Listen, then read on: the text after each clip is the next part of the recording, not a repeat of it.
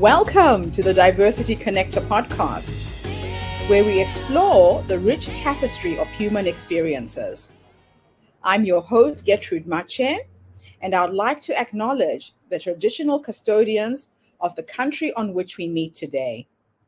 I would also like to pay my respects to elders, past, present, and emerging, and together as we dive into conversations that bridge cultures, challenge stereotypes, and celebrate the unique perspectives each of us brings to the table. Each episode is a journey through stories and insights from a kaleidoscope of voices, each sharing their colorful narrative. Whether you're at home, on the go, or just anywhere in between, you're now part of a community that values understanding, inclusivity, and the beauty of diversity. So plug in your headphones, get comfortable, and let's connect through the power of our shared stories. Welcome, and thank you for joining us on the Diversity Connector podcast. Hello, everybody, and welcome back to the Diversity Connector. This is Gertrude Mache here in beautiful Melbourne, Australia. And today I am graced with the presence of yet another fascinating guest. Welcome, welcome, welcome to our tribe. As you know, the Diversity Connector is bringing you stories from all over the world. So please tell us your name, where you're based, and share your story with us today.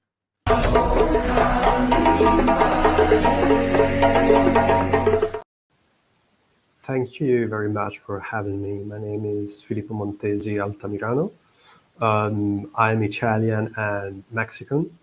And since the very beginning of my career pathway, I've been passionate and interested in value creation processes. So I started working on development economics, focusing very much on strategies to add value within agri-food value chains.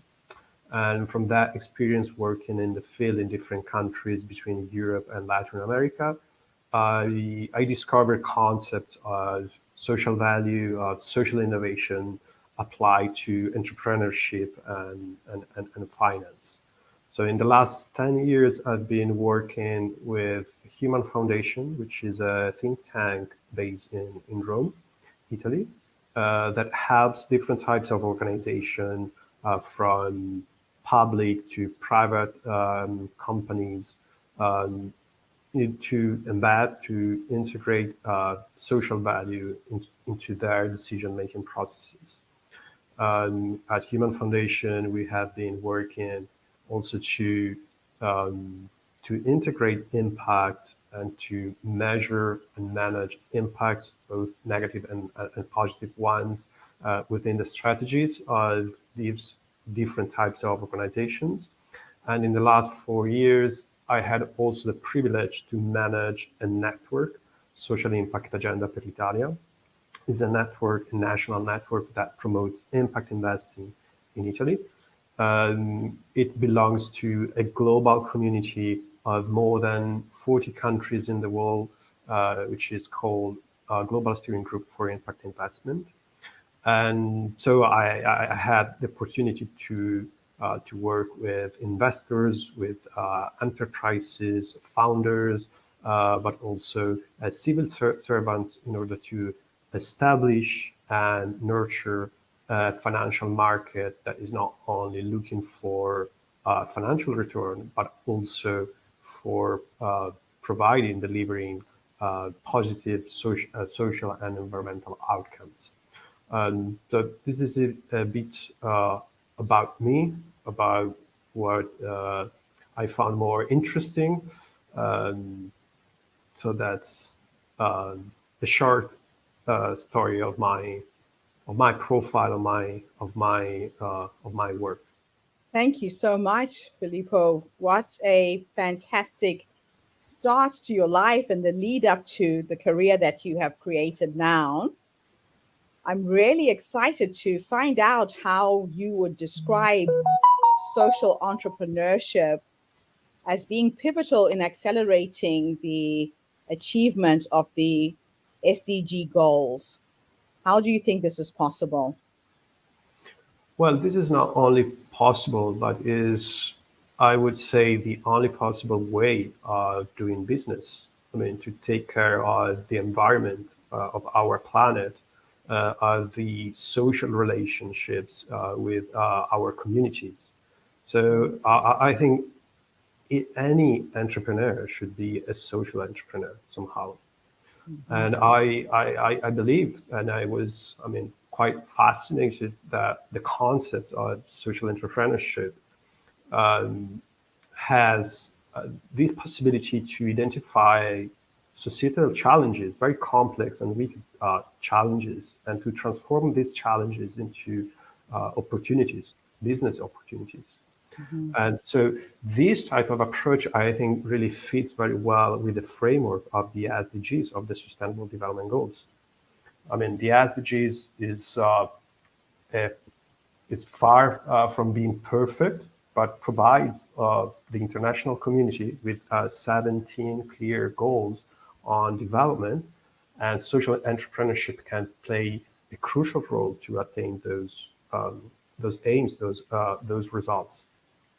Because I mean, a social entrepreneur is placing uh, uh, social value and sustainable goals into, I mean, at the heart, at the center of of their strategy, governance, and processes. Yes. So, could you explain the concept of impact investing and how it differs from traditional investing models in terms of goals and outcomes? Well, the main difference between impact investing and traditional investment is that besides considering uh, financial risk and financial return, Mhm. an investor is also uh, taking into account the consequences, the environmental and social consequences of uh, her or his actions, of the investments. So basically, we are adding a third dimension, which is impact, that can be both positive and negative. And this is the key difference. So I mean, an impact investment is an investment that has an intention to create a positive change for society and the environment. So that's a first requirement, which is the intentionality to create, to bring about positive change without harming uh, stakeholders and the planet. Mhm. Secondly, we need to be able to measure those changes. So it's Yes. not just the intention, but to be consistent and coherent with that intention. And we know that sometimes intentions, I mean, pave the way to the how. So it's not just an issue of having an intention, but also to be able to deliver that intention. So it's key to measure the intended and unintended consequences of our economic actions. And then there's also, I would add also a third condition to define impact investing, which is additionality. So we need to ask ourselves if that investment is really able to create a difference, to make a difference in the livelihood, in the well-being of our stakeholders. And all of these should be consistent and coherent with financial sustainability. So an impact investment is not grant making, which is very important, but is a different approach to to finance. So we And have a combination of social, environmental return along with the financial one. right. Now, with regards to measuring social and environmental impact, how do organizations effectively measure the social and environmental impact of their investments and initiatives? Well, this is a quite a challenge from Mm. both a cultural but also technical perspective. It's something that Yes. is quite recent in our, I mean, in our society. I mean, just 20 years ago, when I attended university, I was told about externalities that were something, effects external to the business models of the companies, financial institutions. So it's it's quite recently that we have been developing methodologies and techniques in order to take into account these externalities, to measure them, and to manage them. And especially in the last 5, 6 years, I've been observing an acceleration in the development, not only of technical aspects of the methodologies, but more on the convergence, the consensus among the practitioners. So I would like to name a few examples that can help investors or entrepreneurs to measure their impact. First of all, I would mention Social Value International, which is an international community of practitioners that want to change the way we account for value. These organization spans across different continents and is providing 8 principles for measuring the impact of any type of organization. Yes. I will give you just a few examples of these principles because I mean there are many and the time is limited. The first one that I really love is the involvement, the engagement of stakeholders.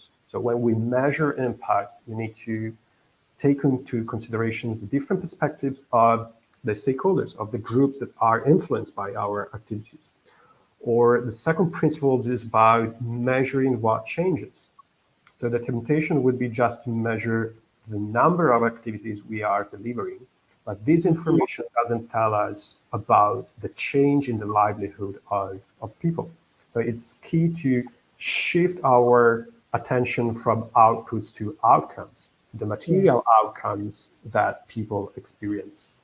Other principles look at the materiality, so the relevance and significance of those changes for our stakeholders.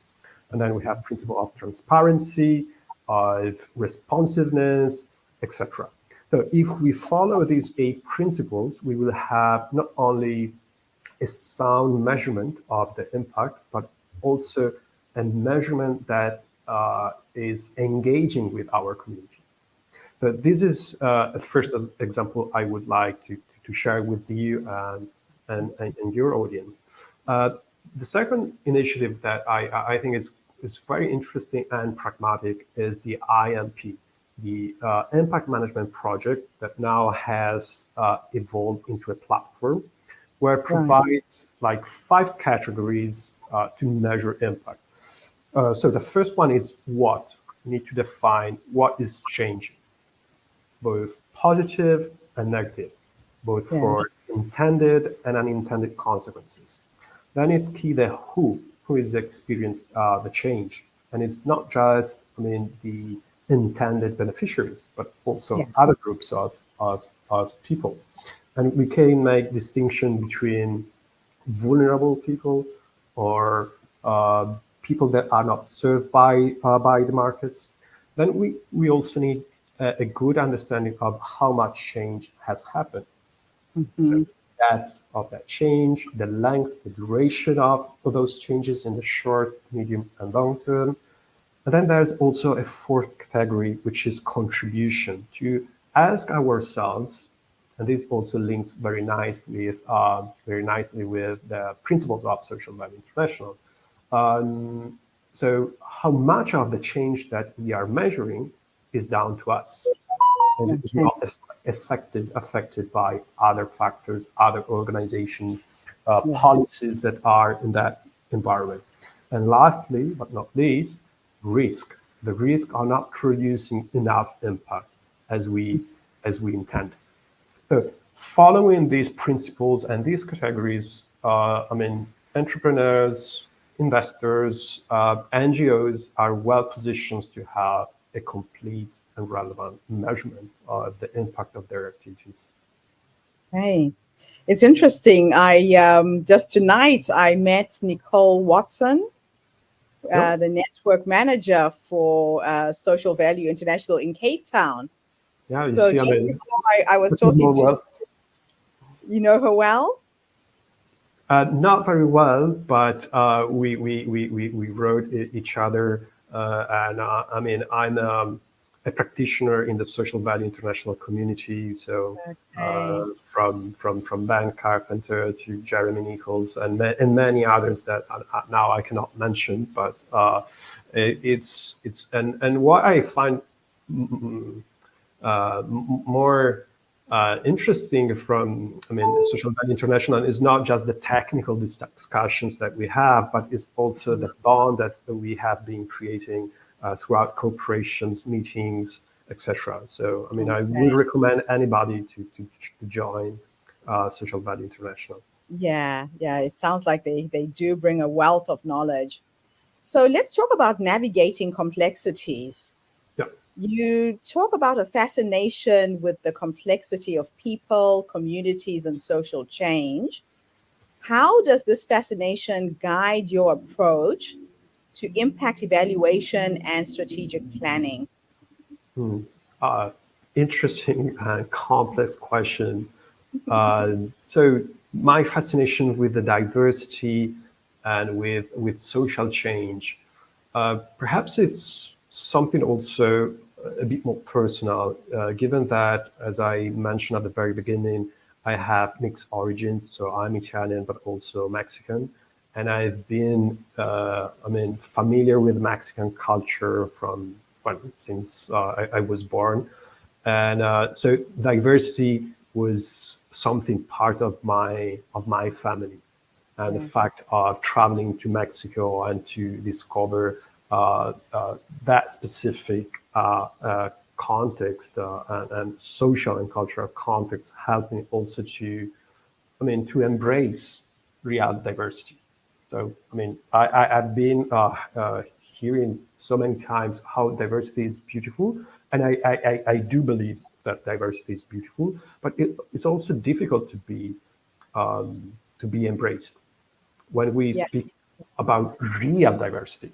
It's not Hmm. just a concept, that naive concept that we might have about diversity.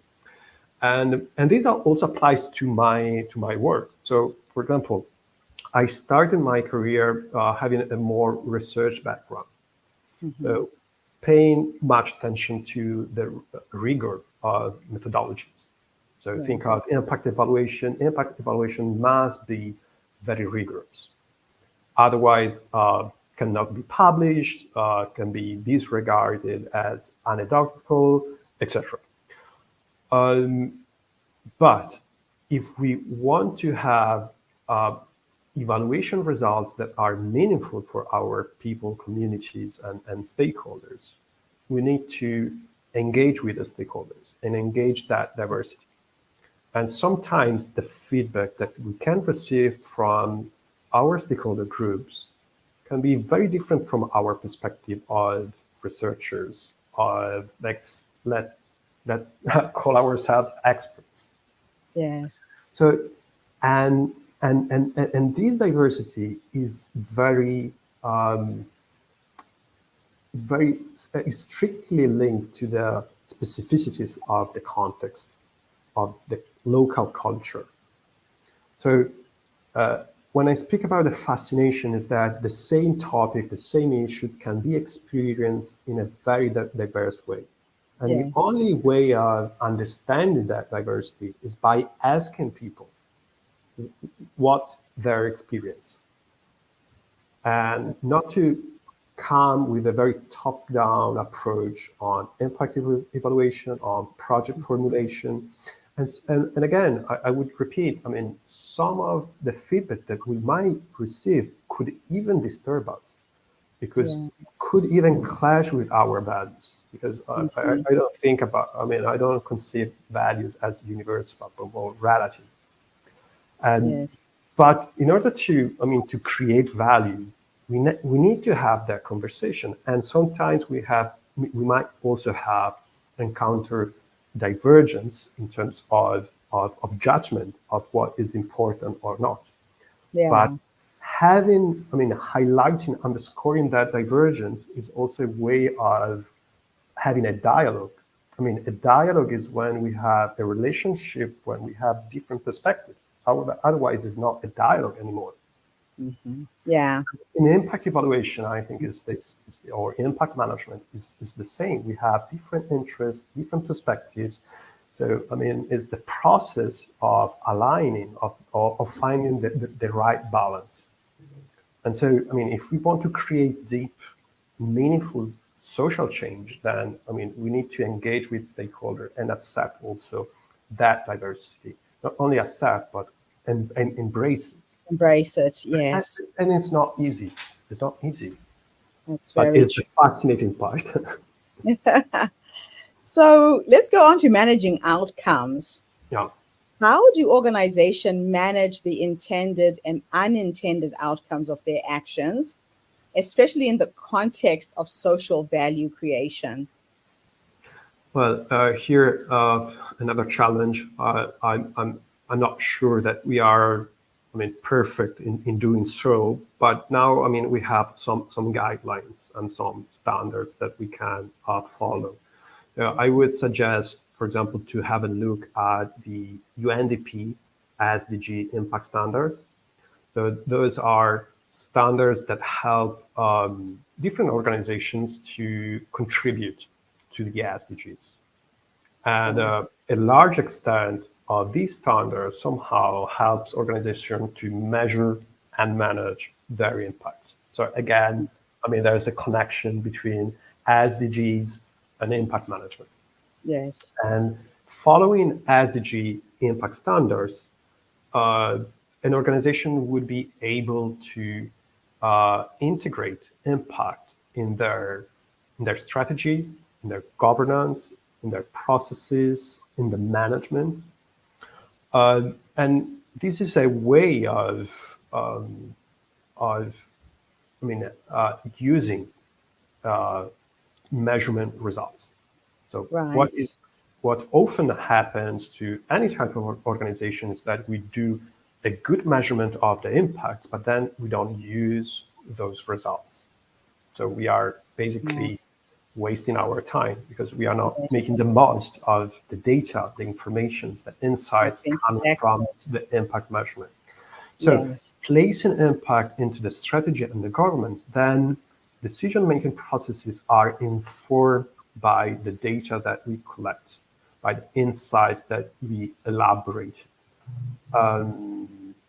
Another key element would be again, to engage with stakeholders. That's why I really like this principle. Because at least in my experience, that I mean, I see an organization let's imagine a company that has a project that is actually delivering positive outcomes for the intended beneficiaries. And we will measure the outcomes only for that group of people. The problem is that usually unintended consequences of our actions happen to other groups of stakeholders that are not our beneficiaries, our direct beneficiaries. So we will Right. need to have a strategy and some policies within our organization in order to identify also other groups of stakeholders that are affected by our activities but are not our intended target group. This Okay. is a way of identifying changes that we could even think about. And one of the, I mean, most recurrent problems I address, I experience is the fact that our imagination is Mm-hmm. very limited to our experiences. Yes. So a way which is quite efficient to expand that capacity is by asking our stakeholders, especially those that are excluded from our processes. Yeah. But to do so, we need a mandate. We need a legitimacy to do so. So we need a Right. strategy, we need a policy, we need governance that is open to engaging with stakeholders and Mm-hmm. especially to be responsive to stakeholders. Right. So then that takes me to my next question with regards to engaging with diverse stakeholders. What strategies do you recommend for effective stakeholder engagement in diverse communities, particularly when formulating and managing projects aimed at social impact? Well, as I was mentioning, I think it's crucial to have uh, an intention to do so, and that intention needs some governance and processes in order to be delivered. Right. Uh, we need within our organizations a culture that is open to diversity, but that it's truly open to diversity. So, Yes. and Not to just put in the box and exactly, yeah. exactly, and this is not like a simply straightforward process because some of the feedback that we might receive from our stakeholders could be in contrast with our business purposes. So it's Yes. not an easy task to find the right balance between the business objectives, the financial return that we are looking for, and at the same time producing positive environmental and social outcomes. Mm-hmm. But I mean, to be able to do so, we need to have practices that help us to engage with the stakeholders. Yes. Because in the end, the value lies in the eyes of the stakeholders. So Yeah. if we don't engage with them, we are losing opportunities to maximize value as defined as social, environmental, financial, cultural value. This Okay. is a struggle. So, I mean, I think this is, I would use perhaps an abused metaphor of the journey or of the Mm-hmm. marathon. Is not something that you can fix in the short term, but it's a process that we need um, to begin. And it will also entail much, I mean, a quite steep learning curve uh, Yes. to question how we do business uh, in our daily life. But Yeah. it's Mm. the only way of having companies that will thrive in the medium long term. Wow. That was a very interesting answer. So let's now talk about SROI analysis. Can you elaborate on the role and importance of social return on investment analysis in impact investment and social entrepreneurship? Well, SRI analysis is a framework that provides uh, those eight principles I was mentioning. So Yes. the SRI assessment is a framework that hinges on those eight principles that Mm-hmm. helps anybody to ask to answer to um, questions that provide information on the impact of our actions. So Right. by delivering an ASRI assessment, a, a company or an investor is able to measure their impact. So Right. basically, an ASRI assessment is informing our decision-making processes. Mm-hmm. So we are usually used to that in the financial sector. So in the financial sector, we make many decisions based on data that are Yes. related to financial fundamentals. Uh, but when we address social social challenges, then I mean we are skeptical about measurement, and we Mm-hmm. prefer to use our, let's call it, experience or our beliefs or our values, rather than having not only values but also measurement of factual changes, for example, in the lives of our stakeholders.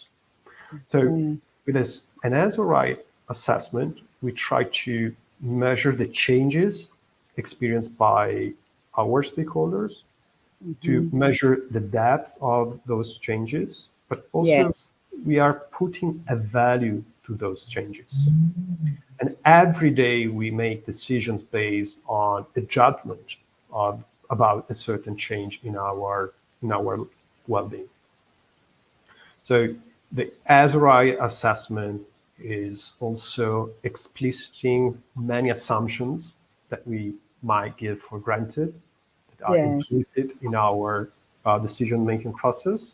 So it's making them explicit. So it's a way of informing the manner which we make investments. So, for example, in the case of investments, an SRI assessment will not only give us the financial return, but also the social return. So we'll be Right. able to integrate different dimensions that we are used to think separately, but that Yes. indeed are very intertwined. They are intertwined. Yeah. So, looking ahead, what do you see as the future trends or developments in social entrepreneurship and impact investment, Mm. particularly in relation to achieving the SDGs?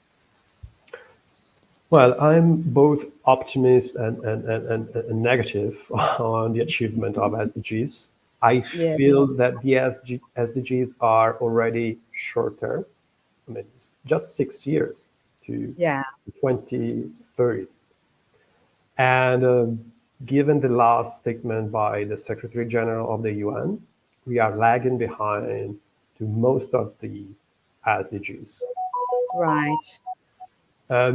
So on the one hand, I feel that we need really to accelerate and to radically change the way we do business, we do investments, we do policy, public policy, etc. Yes. And on the other hand, we need to have a strategy for the medium long term, so beyond 2030. In Right. this regard, I mean, I see, first of all, a challenge of education, especially of the young generations, because, I mean, our Right. generations are already lost. Mm.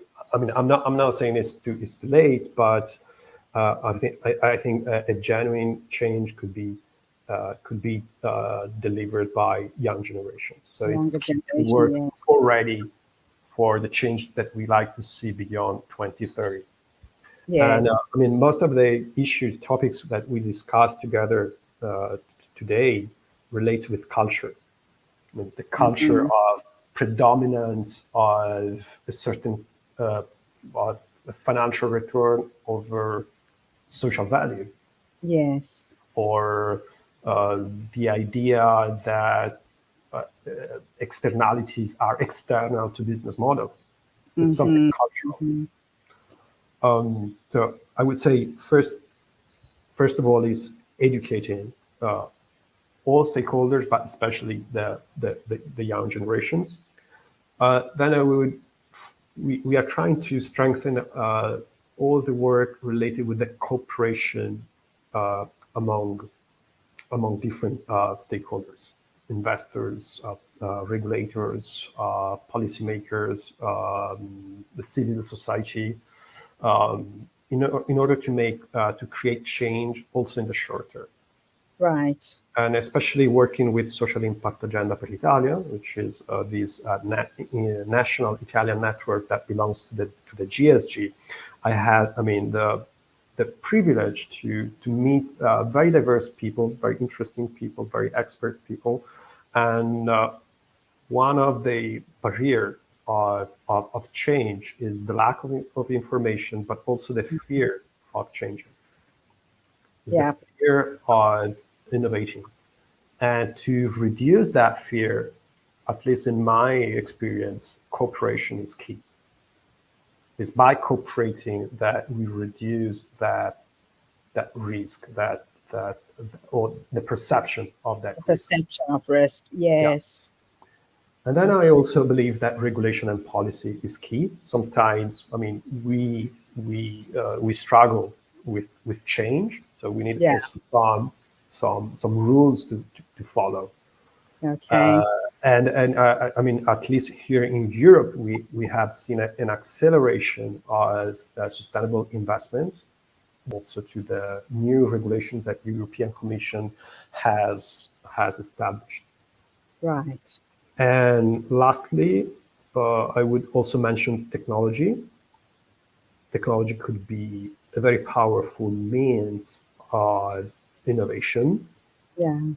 to the extent that also technology could be thought, conceived, and designed in a different way. Otherwise, I am afraid that technology will replicate the problems that the Yeah. mistakes that we already made. Yeah. So, I mean, I think of technology as a means. So that means can be applied in different ways. So if we still think of technology in the terms that we did in the last years, I think we will have not only the same results, but the same negative results multiplied by the power of technology. Of the technology itself. I mean, you can think of artificial intelligence, Yeah. blockchains. There are very powerful technologies that I really love, but if they are designed and conceived with the same mindset that brought us to this situation of unsustainable economy, then I think the effect would be a multiplier effect, but a negative one. Yeah. So technology is key, but should be harnessed to the good for the community rather than being extracted. Filippo, I could talk to you all night. Thank you so much for bringing so much knowledge around this subject. It's been an absolute pleasure connecting with you today. Thank you so much for this interview. It was my pleasure, Gertrude, and it was really nice exchanging with you and having the time to think about these important topics. So thank you very much. Absolutely crucial. And thank you to everybody who's tuned in today. The Diversity Connectors, as I said earlier, is bringing you people from all over the world with knowledge, with skills that can help take your business from where you are to where you want to go. So tune in again tomorrow when I interview yet another amazing guest. And in the meantime, have a fantastic day, morning, or evening, wherever you are in the world. And bye for now. Thanks again, Filippo. A presto. And that's a wrap, everybody, on today's episode of the Diversity Connector podcast. Thank you for tuning in and being part of our vibrant and global conversation. I'm your host, Gertrude Mache, and it's been an honor to share this space with you, where voices from all walks of life come together to weave a tapestry of diverse perspectives. Remember, every story you've heard today is a thread in the larger fabric of our shared humanity. So, as you step back into your world, carry these stories with you and let them inspire you to embrace and celebrate the rich diversity around us. Don't forget to subscribe, rate, and review our podcast to help us share these inspiring stories with more listeners. Do follow us on social media by looking for the Diversity Connector podcast for more updates. Until then, keep connecting, keep listening, and keep celebrating the beauty of diversity. This is the Diversity Connector podcast signing off. Stay curious, stay open,